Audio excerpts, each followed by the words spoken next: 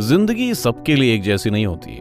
गरीब और middle class family में पैदा होना आपकी गलती नहीं है, लेकिन उसी फैमिली में मरना ये आपकी और सिर्फ आप ही की गलती है। जिंदगी को कोसना और हालात पर थोपना तो बहुत आसान होता है और दुनिया में ज्यादातर लोग यही करते हैं। लेकिन इसी दुनिया में कुछ लोग ऐसे भी हैं जो हालात के आगे नहीं झुकते, बल्कि हालात को अपने आगे घुटने टेकने पर मजबूर कर देते हैं।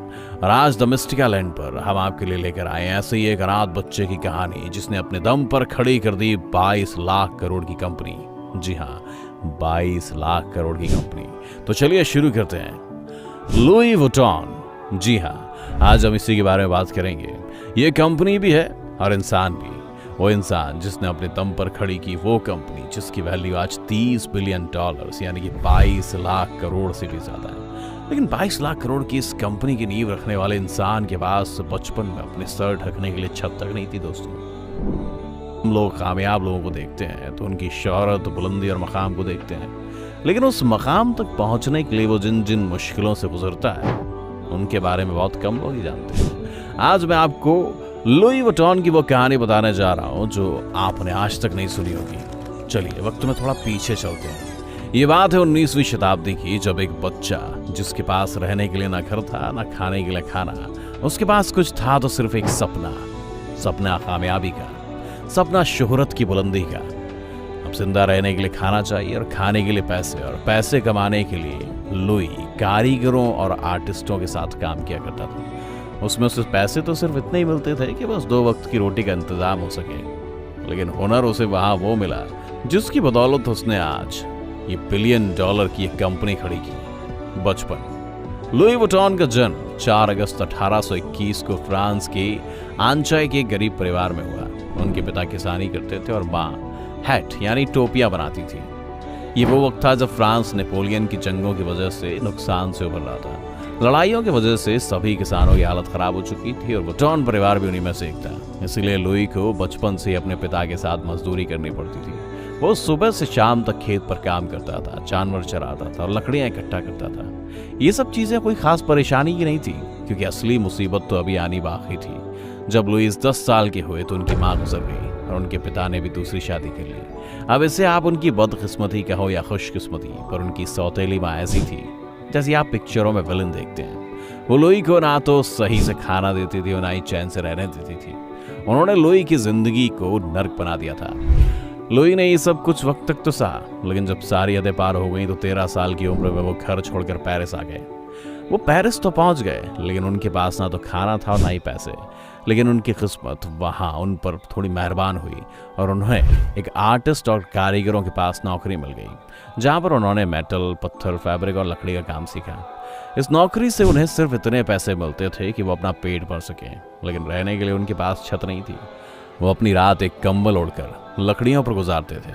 लेकिन अब उनका वक्त बदलने वाला था, क्योंकि इंडस्ट्रियल रेवोल्यूशन के चलते पेरिस में शुरुआत हुई थी रेल की, जिसकी बदौलत ट्रैवल अब बहुत ही आसान हो चुका था। लोग ट्रेन में दिल खोल कर ट्रैवल कर रहे थे, लेकिन एक प्रॉब्लम अभी भी आ रही थी। वो थी सामान लेकर जाने की, क्योंकि लोग ट्रेन में पेंटिंग, कपड़े और फर्नीचर जैसे सामान लेकर जाते थे। लोग ये प्रॉब्लम कारीगरों के लिए एक बड़ा मौका थी और बड़े बड़े बॉक्स जैसे